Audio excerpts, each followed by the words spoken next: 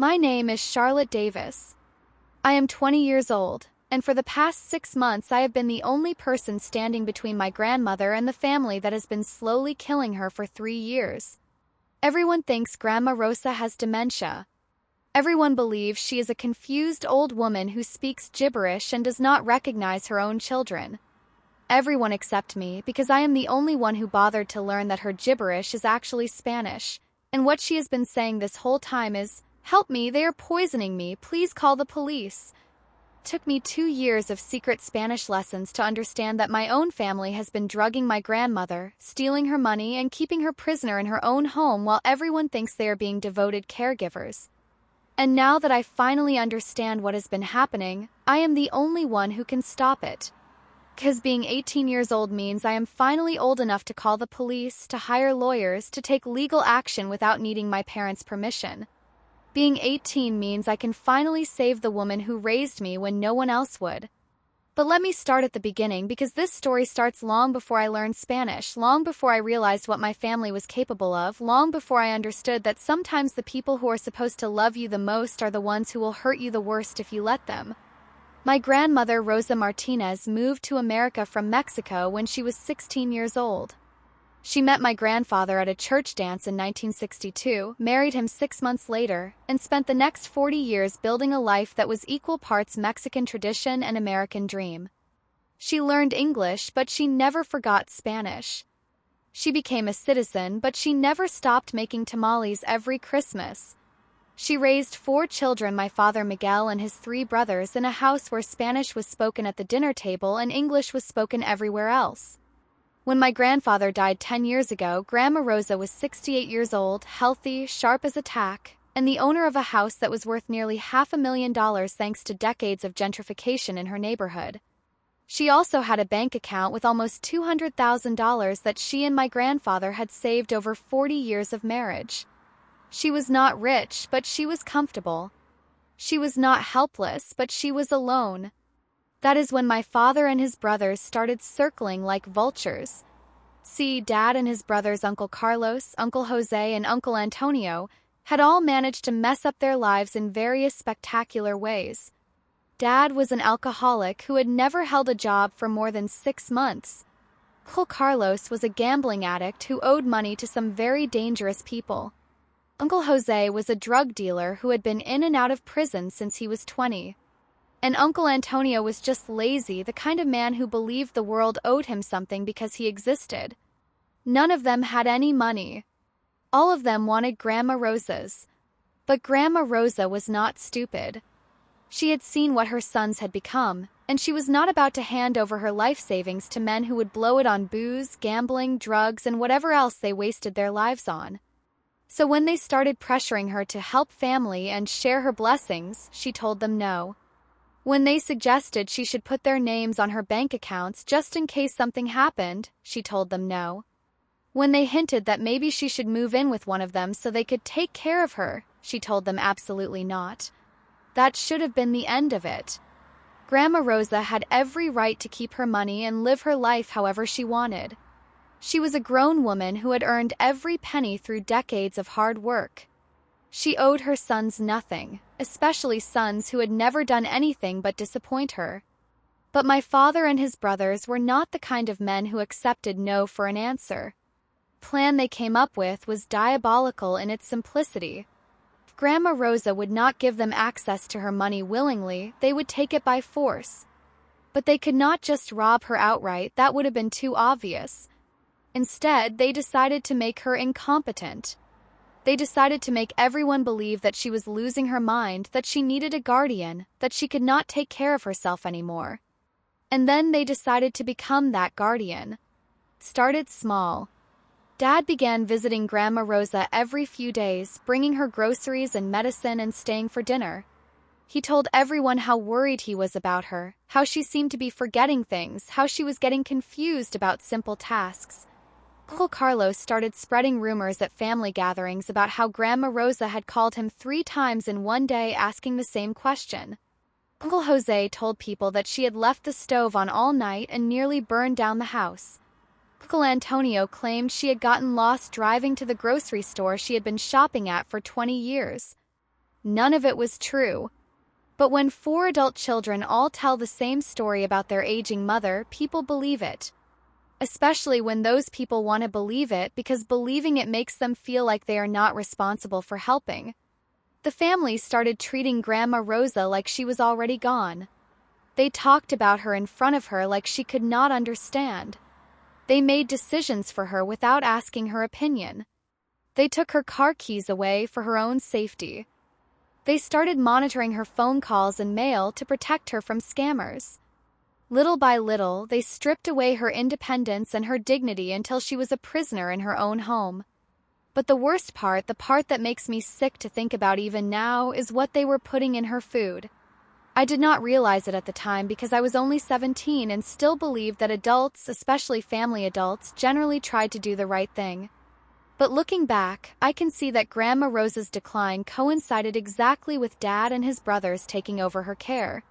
She had been fine when she was living independently.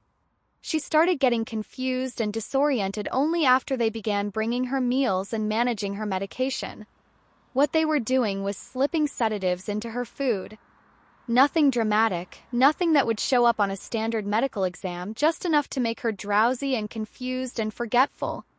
Enough to make her seem like she was developing dementia. Enough to convince doctors and social workers and concerned family members that she needed full-time supervision.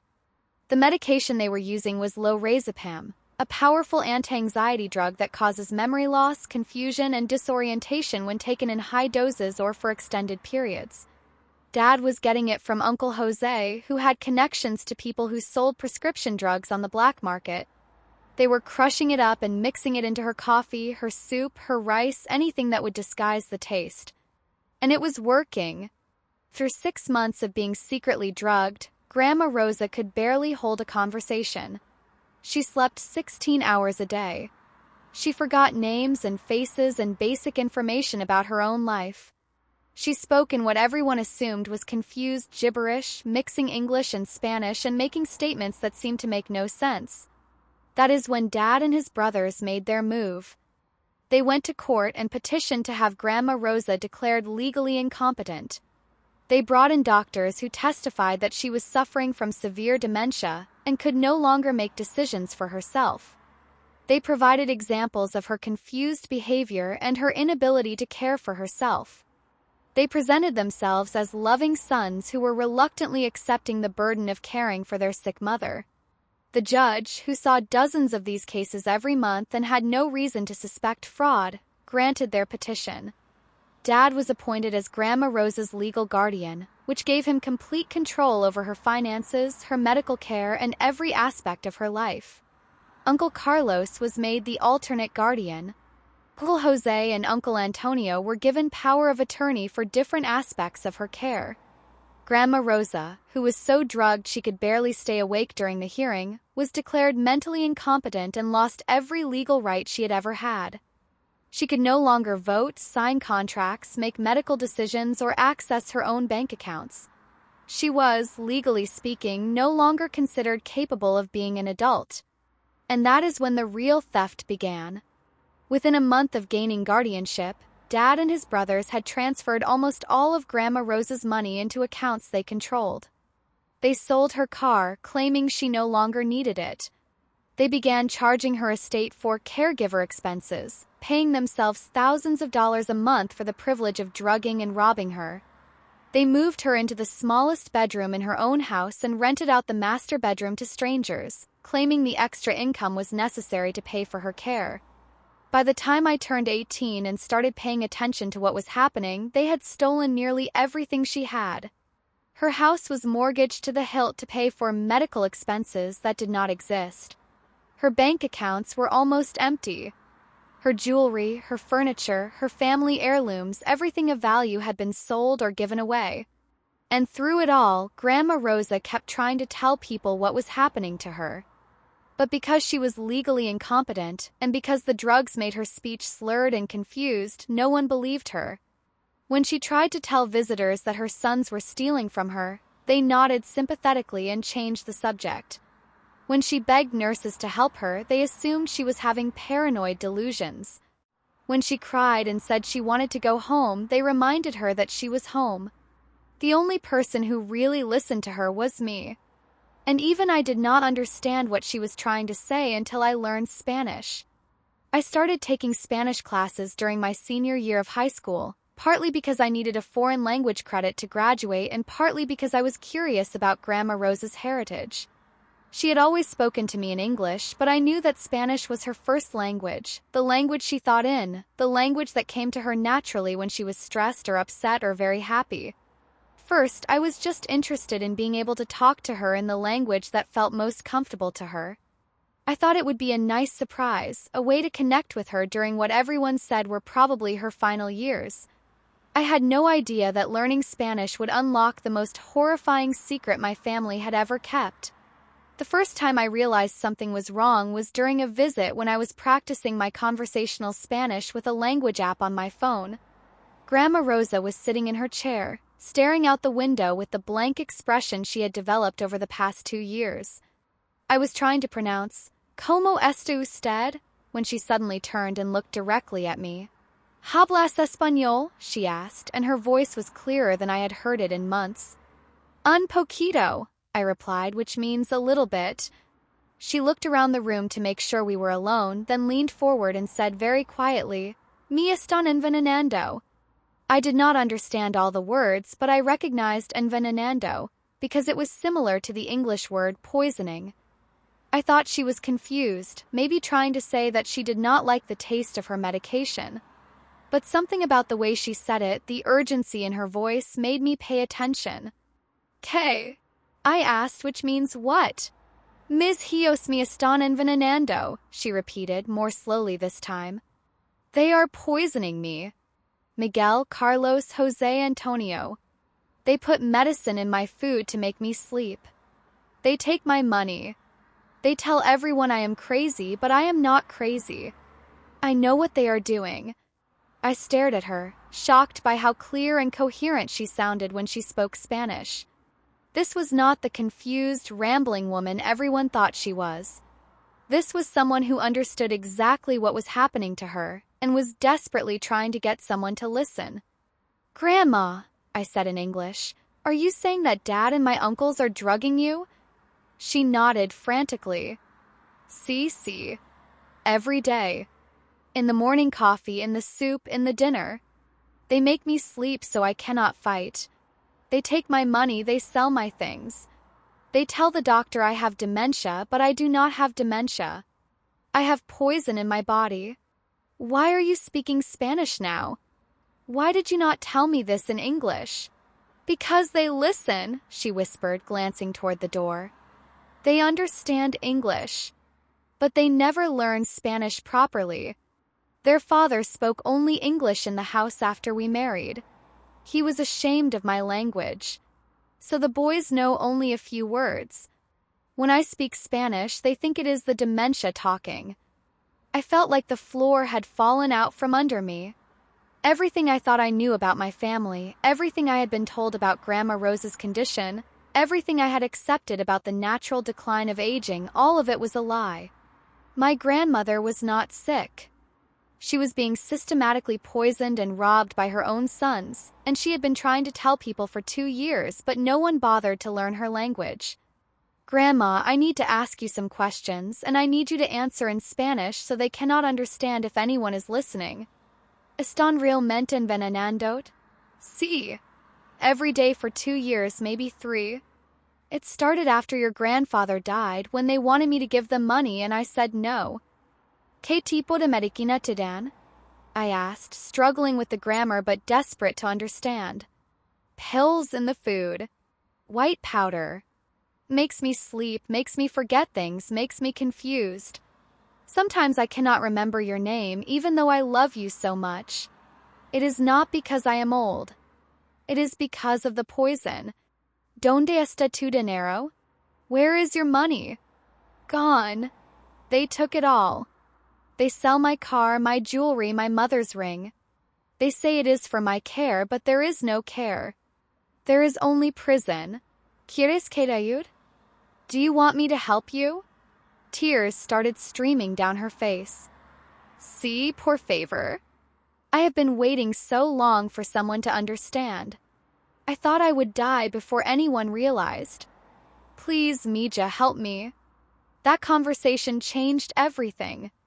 Suddenly, Grandma Rosa's decline made perfect sense. She was not losing her mind, she was being deliberately incapacitated by people who wanted to steal from her. She was not speaking gibberish, she was speaking Spanish, desperately trying to communicate with anyone who might understand and help her. And I was the only one who could understand.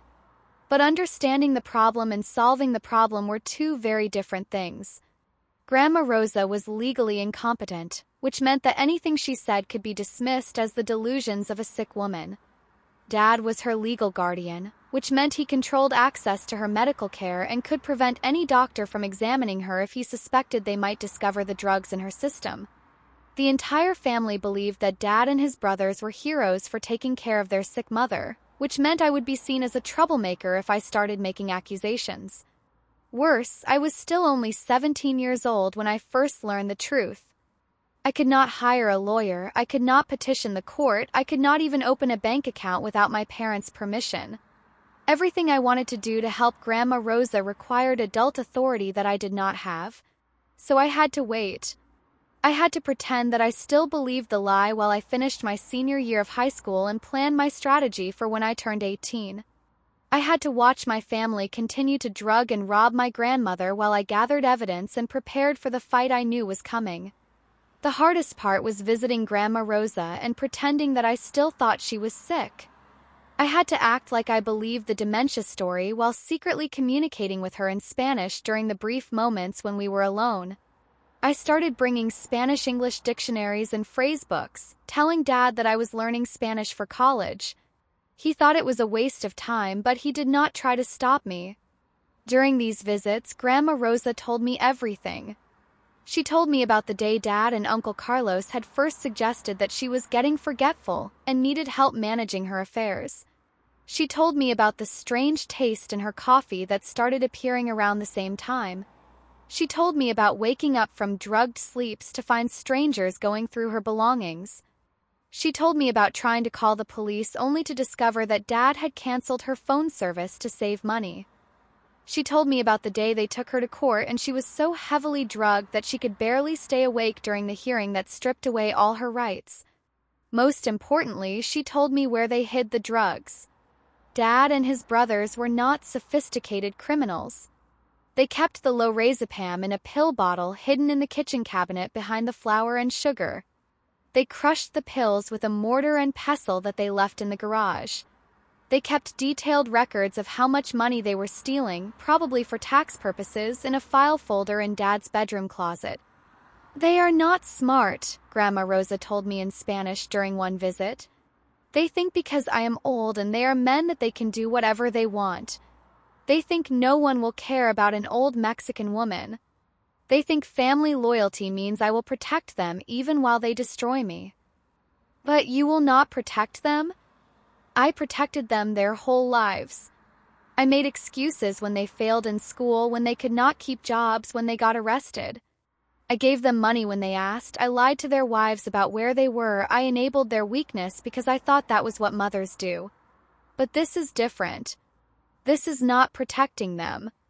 This is letting them murder me slowly so they can inherit my house. What do you want me to do when I turn 18? I want you to call the police.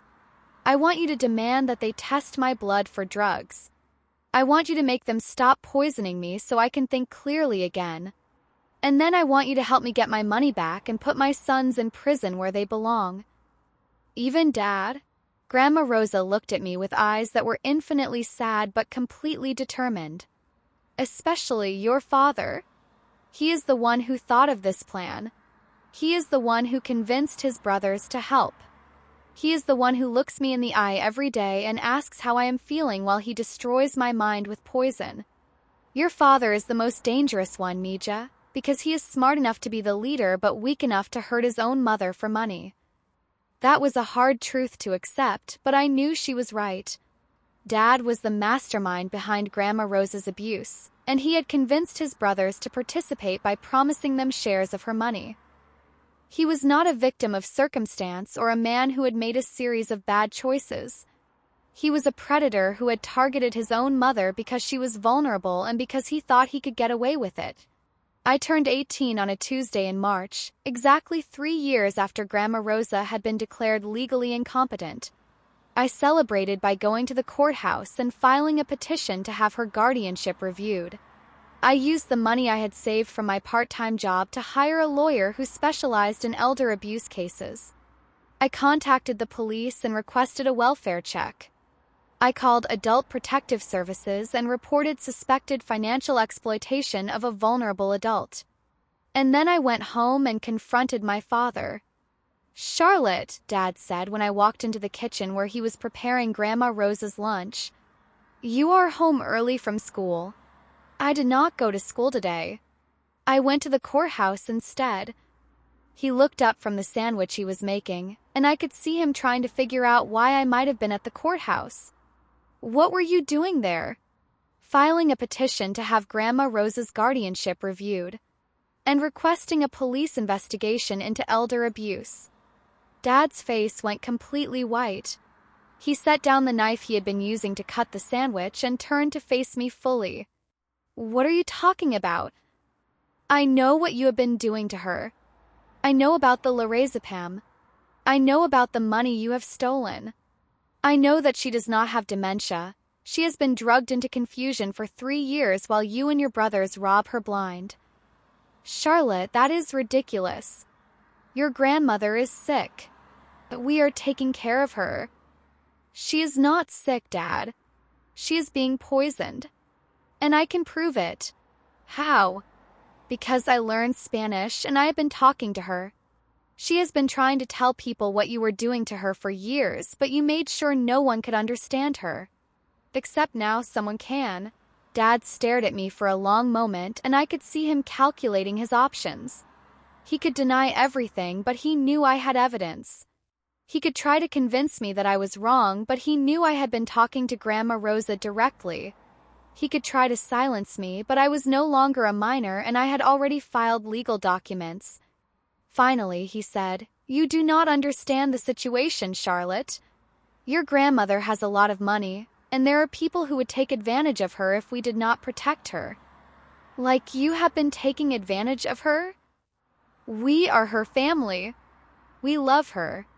We would never hurt her." "Dad, I have seen the pill bottle. I have seen the mortar and pestle. I have seen the financial records. I know exactly how much money you have stolen and how you have been drugging her to keep her compliant. This is not protection. This is abuse." "What do you want me to say, Charlotte? That we made some mistakes? That we could have handled things better? Fine. But your grandmother needed help, and we were the only ones willing to provide it. She needed help, so you decided to drug her into a coma and steal her life savings? We needed to keep her safe. From who? From herself. From scammers. From people who would take advantage of her. The only people taking advantage of her are you and your brothers." Dad was getting angry now, and I could see the same expression on his face that I had seen during arguments with Mom, during confrontations with bill collectors, during any situation where someone challenged his authority or questioned his choices. "You do not know what you are talking about," he said, his voice rising. "You are 18 years old. You do not understand how the world works. You do not understand what it takes to care for someone with dementia. She does not have dementia. She does. Skinny doctor. Ask the judge who declared her incompetent. Ask anyone who has spent time with her over the past 3 years. I am asking her. And she told me that you have been poisoning her. She is confused. She does not know what she is saying. She is only confused when you drug her. When she speaks Spanish, when you cannot understand her, she is perfectly clear." That was when Dad realized the full extent of what I had discovered. Until that moment, I think he thought I might have some suspicions but no real evidence. But the fact that I was communicating with Grandma Rosa in Spanish meant that I knew everything. I knew about the drugs, I knew about the money, I knew about the years of systematic abuse. Charlotte, he said, and his voice was suddenly very quiet and very dangerous. You need to be very careful about the accusations you are making. These are serious charges that could destroy this family. This family destroyed itself when you decided to poison your own mother for money. I never poisoned anyone. Your grandmother takes medication for her anxiety and her sleep problems. If she is having side effects, we can adjust the dosage. She does not have anxiety or sleep problems. You have been crushing lorazepam into her food without her knowledge or consent. That is poisoning, and it is also assault, and it is also drugging someone against their will. Prove it. I will. Police are going to test her blood, and they are going to find drugs that she never consented to take. The bank is going to review all the financial transactions, and they are going to find money that was stolen from her accounts. The court is going to review the guardianship, and they are going to discover that she was never incompetent, she was just drugged. Dad looked at me like he was seeing me for the first time. And maybe he was. Maybe up until that moment, he had thought of me as just another child he could manipulate and control. But I was not a child anymore. I was an adult with legal rights and the ability to take action against him. You would really destroy your own father? He asked. You would really send me to prison? You are destroying your own mother. You are slowly killing her for money. So yes, I would absolutely send you to prison. And Uncle Carlos and Uncle Jose and Uncle Antonio too. What about our family? What about loyalty? What about taking care of each other? Taking care of each other does not mean enabling abuse. Loyalty does not mean staying silent while someone is being poisoned. Family means protecting the people you love, not destroying them for profit. Dad was quiet for a long time, just staring at me. Then he said, "What do you want me to do?" "I want you to stop drugging her immediately. I want you to return every penny you have stolen. I want you to resign as her guardian and allow her to regain control of her own life. And I want you to admit what you have done and face the consequences. And if I do not, then the police will arrest you, the prosecutor will charge you with elder abuse and financial exploitation and illegal administration of controlled substances, and you will go to prison for a very long time. Your choice." Dad looked toward the living room where Grandma Rosa was sitting in her chair, probably wondering why her lunch was taking so long. "She really told you everything?" "Everything. Every detail of how you planned this, how you executed it, how you have been covering it up. She remembers it all, Dad. The drugs made her drowsy and confused, but they did not actually damage her memory. She knows exactly what you did to her." "I never meant for it to go this far," he said quietly. "It was supposed to be temporary, just until we could get her affairs in order and make sure she was taken care of. It has been 3 years. You have stolen almost everything she owned. How is that temporary? I know how it looks, but we were trying to protect her." "From what?" "From making bad decisions. From being taken advantage of. From spending all her money on things she did not need." "Like what?"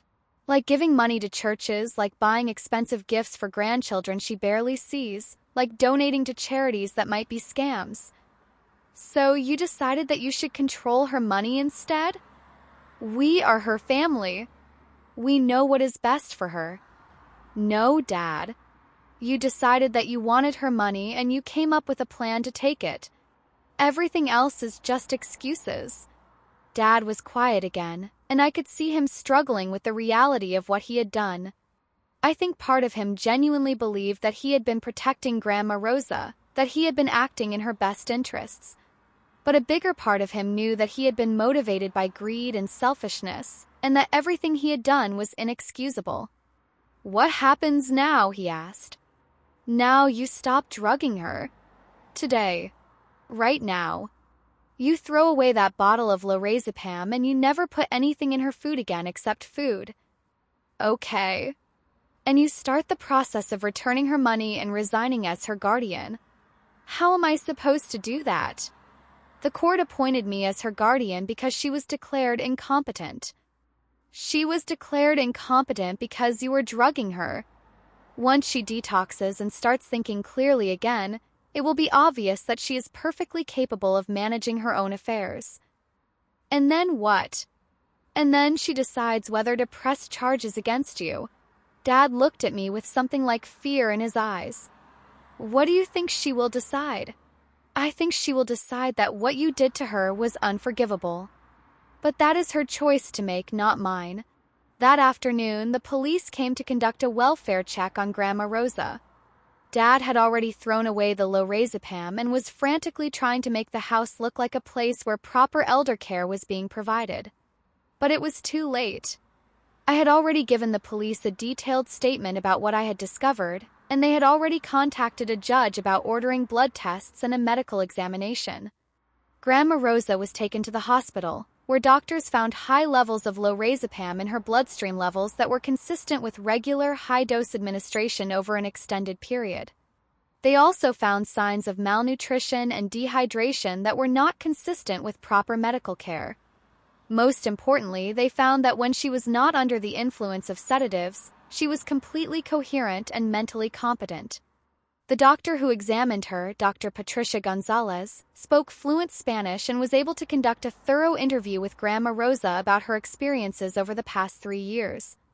Dr. Gonzalez later testified that Grandma Rosa showed no signs of dementia or cognitive decline, and that her previous confused behavior was entirely consistent with chronic lorazepam intoxication.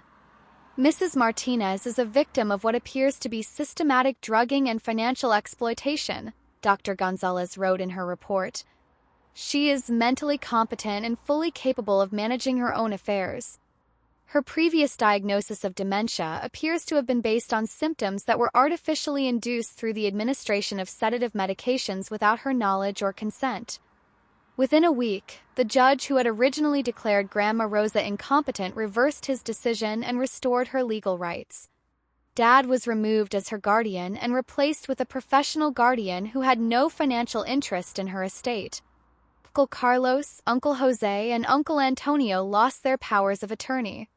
Court ordered an immediate freeze on all of Grandma Rosa's financial accounts pending a full investigation into where her money had gone.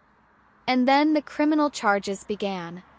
Dad and his brothers were arrested on charges of elder abuse, financial exploitation of a vulnerable adult, illegal administration of controlled substances, and conspiracy to commit fraud. Prosecutor, a woman named Sandra Kim who specialized in white-collar crime, told me that this was one of the most extensive cases of family-perpetrated elder abuse she had ever seen. Your grandmother was systematically victimized by the people who were supposed to protect her, she explained during one of our meetings. They drugged her into compliance, stole her money, sold her possessions, and convinced everyone that she was mentally ill to cover up their crimes. If you had not learned Spanish and figured out what was happening, they probably would have continued until she died or until all her money was gone. How much money did they steal? Over the 3 years, approximately $180,000 in cash, plus the value of her car, jewelry, and other possessions. They also took out a mortgage on her house that she never agreed to and used the money for their own expenses. Will she be able to get any of it back? Some of it. We are working with the bank to reverse the unauthorized mortgage. We have identified some of the stolen items and are in the process of recovering them. But a lot of the cash was spent on things like gambling debts and drug purchases, so that money is probably gone forever. What kind of prison time are they looking at? Elder abuse is a felony in this state, especially when it involves drugging and financial exploitation. Each of them could face 10 to 20 years if they are convicted on all charges. And they will be convicted? The evidence is overwhelming. We have the drugs, we have the financial records, we have your grandmother's testimony, and we have medical evidence of the drugging. This is not a case where we are going to have trouble proving what happened. The legal proceedings took almost a year. Dad and his brothers hired lawyers and tried to argue that they had been acting in Grandma Rosa's best interests, that they had been trying to protect her from her own poor judgment, that they had never intended to hurt her. Uncle Jose tried to claim that he had not known about the drugging, that he thought she was legitimately sick.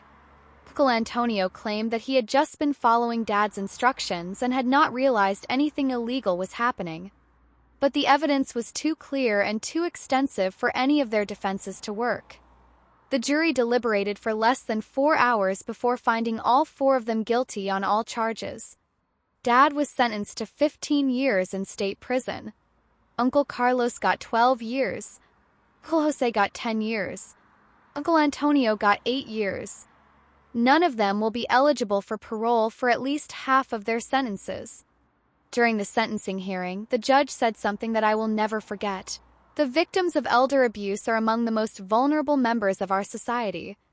When that abuse is perpetrated by family members, it represents a betrayal of trust that strikes at the heart of our most basic human relationships. The defendants in this case did not just steal money from their mother. They stole her dignity, her independence, her identity, and 3 years of her life. They turned her into a prisoner in her own home and convinced the world that she was mentally ill to cover up their crimes. This kind of systematic victimization demands serious consequences. Grandma Rosa was in the courtroom for the sentencing. She had asked me to translate for her so she could make a statement to the judge. When it was time for victim impact statements, she stood up and spoke directly to her sons in Spanish, then asked me to translate for the court. "My sons," she said, "I gave you life. I raised you with love.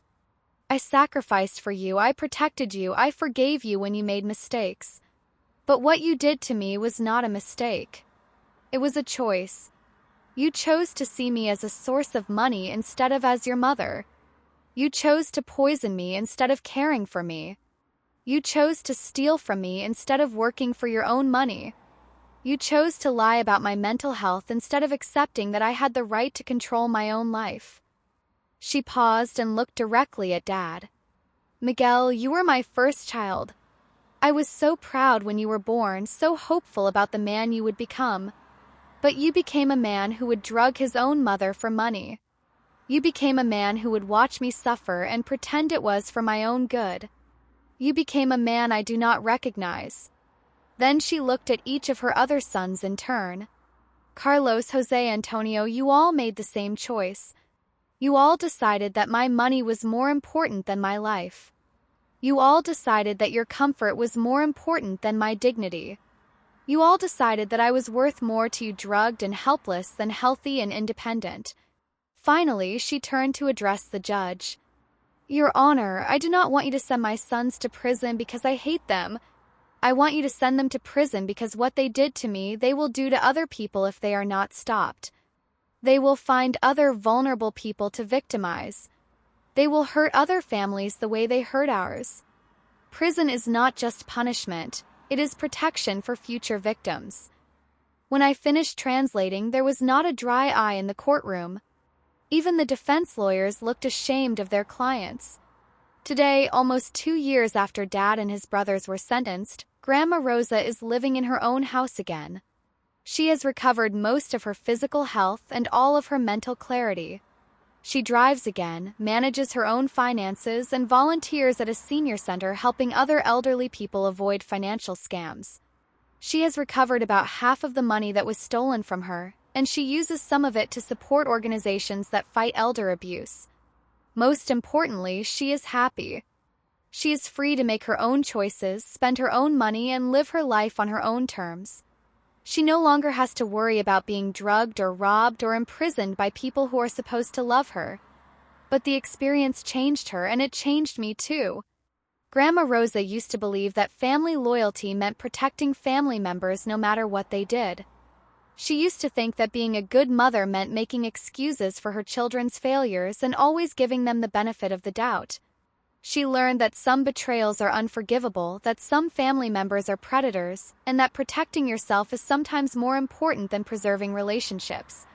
I learned that being an adult means being willing to fight for people who cannot fight for themselves, even when those people are being hurt by your own family. I learned that love does not mean staying silent about abuse, that loyalty does not mean enabling crime, and that sometimes the most loving thing you can do is stop someone from continuing to hurt other people. I also learned Spanish, which was the key that unlocked this entire nightmare. If I had not learned Grandma Rosa's language, she would still be drugged and imprisoned and robbed by her own sons. She would probably be dead by now, and everyone would think she had died of natural causes related to her dementia. Dad and his brothers would have inherited her house and what was left of her money, and no one would ever have known that they were murderers and thieves. Language matters. Understanding matters. Listening to people in the language that feels most comfortable to them matters.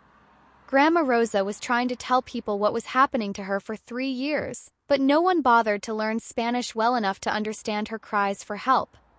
I was the first person who cared enough to bridge that language gap, and that is what saved her life. Now I work as a victim advocate for elderly people who are being abused by family members. I speak Spanish fluently, and I have learned some basic phrases in other languages as well because I know that language barriers are often used to silence victims. When someone calls our hotline speaking a language other than English, I make sure they get connected with someone who can understand them because I know what happens when no one understands. I also speak at conferences and training sessions for police officers, social workers, and medical professionals about recognizing signs of elder abuse. I tell them Grandma Rosa's story, and I emphasize how important it is to communicate with elderly people in their native languages, especially when they seem confused or disoriented. Confusion can be a sign of drugging. Disorientation can be a sign of abuse. What looks like dementia might actually be a cry for help. Most importantly, I tell other young adults that they have the power to protect vulnerable family members, even when other adults will not listen to them. Being 18 or 19 or 20 does not mean you are too young to take action. It means you are old enough to call the police, hire lawyers, file legal documents, and demand that authorities take your concerns seriously. Age is an asset when you are fighting for someone who cannot fight for themselves. Grandma Rosa is 81 years old now, and she tells me regularly how proud she is that I learned Spanish, how grateful she is that I listened to her, how happy she is that she was able to see her sons face consequences for what they did to her. But she also tells me something else that I think about often. She says that the worst part of her ordeal was not the drugging or the theft or even the imprisonment. The worst part was feeling like no one cared enough to understand her. For 3 years, she told me recently, I thought I was invisible. I thought I did not matter. I thought that because I was old, because I was a woman, because I spoke with an accent, no one would care if I lived or died. Your father and his brothers counted on that. They counted on people not caring about an elderly Mexican woman enough to learn her language or listen to her story. But I cared, I reminded her. Yes, Mija. You cared enough to learn my language. You cared enough to listen to my words. You cared enough to fight for me when I could not fight for myself. You gave me back my voice. That is what being a woman means to me now. It means giving other women back their voices when those voices have been silenced. It means learning the languages of people who are trying to tell you they need help. It means using whatever power you have, legal, financial, social, linguistic, to protect people who are being victimized by those who are supposed to love them. It means recognizing that family loyalty does not require you to enable abuse, that love does not require you to stay silent about crimes, and that sometimes the most protective thing you can do is destroy the relationships that are destroying the people you care about. My name is Charlotte Davis. I am 20 years old, and I am the granddaughter who learned Spanish in time to save her grandmother's life. I am the family member who chose truth over loyalty, justice over peace, and protection over popularity. I am the young woman who discovered that sometimes loving someone means being willing to send their abusers to prison, even when those abusers are your own father and uncles. And I am proud of every choice I made because those choices gave my grandmother back her freedom, her dignity, and her voice. In a world that often ignores elderly women, especially elderly women who speak languages other than English, I became someone who listened. In a family that chose money over morality, I became someone who chose justice. Sometimes being a woman means learning new languages so you can hear the truth that other people are trying to hide. Sometimes it means using your youth and your energy and your legal rights to fight battles that older, more vulnerable people cannot fight for themselves. Sometimes it means destroying the family you were born into so you can build the family you choose. And sometimes it means accepting that the most important words you will ever hear are the ones spoken in a language you almost did not bother to learn. Thank you for listening to my story. I have left 2 more stories on your screen. Click on whichever one resonates with your heart. And if you want to join our sisterhood of survivors who refuse to stay silent, that notification bell is your invitation. Until tomorrow, remember, your voice is your power and it is never too late to use it.